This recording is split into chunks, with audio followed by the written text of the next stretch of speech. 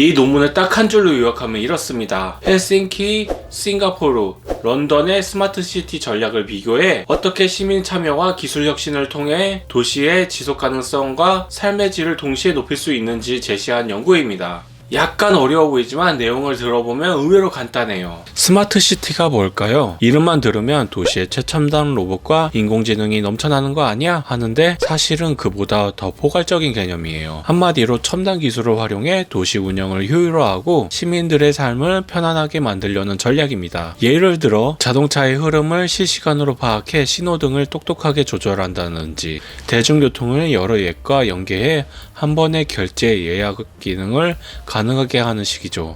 그런데 중요한 건 이게 단순히 기술 쇼케이스가 아니라 진짜 사람들의 삶을 더 나아지게 해야 한다는 점이에요. 그래서 개인정보 보호나 보안, 복잡한 이슈도 함께 다뤄야 하는 꽤나 큰 그림의 프로젝트랍니다. 특히 도시화가 전 세계적으로 빠르게 이루어지면서 교통체증이나 환경오염처럼 골치 아픈 문제가 날로 커지고 있잖아요. 이런 문제들을 조금이라도 해결하기 위해 많은 도시가 스마트시티라는 해법을 고민하고 있고 오늘 볼 헬싱키, 싱가포르, 런던이 대표적인 사례랍니다.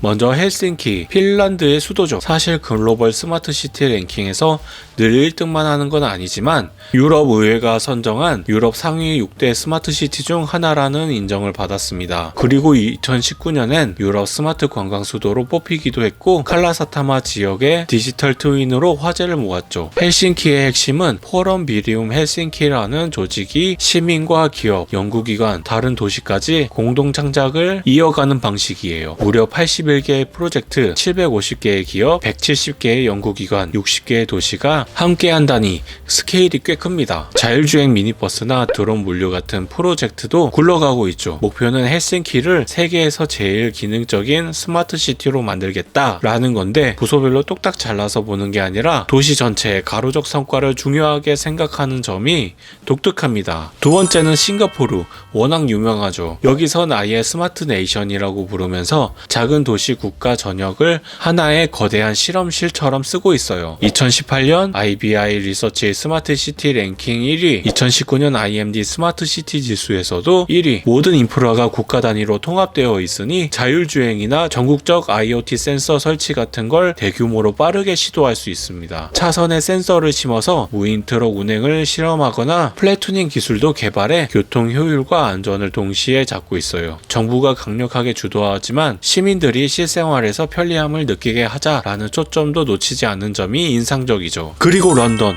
단일 도시라기엔 너무나 거대한 광역권이지만 스마트 런던 전략으로 꾸준히 상위권 스마트 시티로 평가받고 있습니다. 2018년에 가장 스마트한 도시로 만들겠다며 데이터를 공개하고 리빙랩이라는 현장 실험 공간을 열어서 스타트업과 시민들의 아이디어를 실험해보는 중이죠. 공공 데이터를 모아둔 런던 데이터 스토어는 누구든지 접근해 앱이나 서비스를 만들어 볼 수 있도록 열려 있고요. 이런 식으로 개방형 혁신과 협업이 활발해서 런던 전역의 문제 해결에 스타트업이나 시민이 쉽게 참여할 수 있도록 하는 겁니다. 스마트 시티 이꼴 멋진 기술 이렇게 생각하기 쉽지만 사실 그 기술을 쓰는 건 시민입니다. 그래서 시민 참여가 정말 중요한데요. 연구에서도 첨단 기술만으로는 도시 문제가 자동으로 해결되지 않는다. 사람과 사회적 요구가 함께 반영되어야 진짜 성과가 난다고 강조하거든요. 헬싱키가 공동 창작 프로젝트를 열고 런던이 리빙랩으로 시민과 스타트업을 초대하고 싱가포르가 전국민 인프라를 마련하는 배경에는 이걸 잘 알기 때문이죠. 연구 결과 시민 참여와 기술 혁신이 결합되어야 스마트 시티가 제 힘을 발휘한다고 해요. 그저 스마트폰 앱 하나 깔아주는 게 아니라 시민들이 이거 불편해요 이렇게 바꿔주세요 라고 의견을 내고 그게 실제 정책이나 서비스로 이어져야 와, 이 도시가 진짜 달라졌네 라는 변화를 느끼게 되니까요. 스마트 시티 하면 또 지속 가능성을 빼놓을 수 없죠. 환경오염, 교통체증, 자원고갈 같은 문제들이 갈수록 심해지니 이제 기술을 어떻게 쓰느냐에 따라 에너지를 아끼고 시민들의 삶의 질도 높일 수 있느냐가 달려 있습니다. 예컨대 헬싱키는 2035년 탄소 중립 목표를 세워서 헬싱키 기후 관측이라는 온라인 플랫폼에 147개의 행동 계획을 전부 공개해 시민들이 모니터링할 수 있게 했다고 해요. 시민들도 오, 지금 얼마나 달성됐지? 하고 들어가 잡을 수 있는 거죠. 이런 투명성은 곧 시민 참여로 연결되겠죠.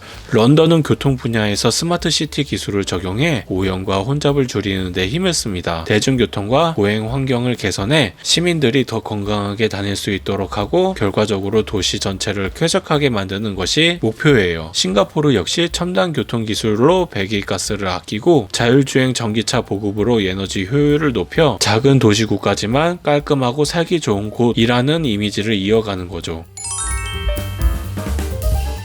마지막으로 이 연구가 도달한 결론을 정리하면요. 현재 스마트 시티 논의는 종종 멋진 기술에만 초점을 맞추다가 도시의 복잡한 맥락이나 시민 요구를 놓치기 쉽다는 겁니다. 헬싱키, 싱가포르, 런던을 보면 각각 다른 스타일로 스마트 시티를 추진하고 있지만 시민 참여와 기술 혁신이라는 두 축이 있어야 도시가 정말 똑똑해진다는 공통점이 보이죠. 오늘은 여기까지. 내일 또 흥미진진한 친환경 건축 이야기로 돌아오겠습니다. 에너지 효율 뿜뿜하는 하루 보내시고 모두 건강하게 만나요. 청현제작소였습니다. 안녕.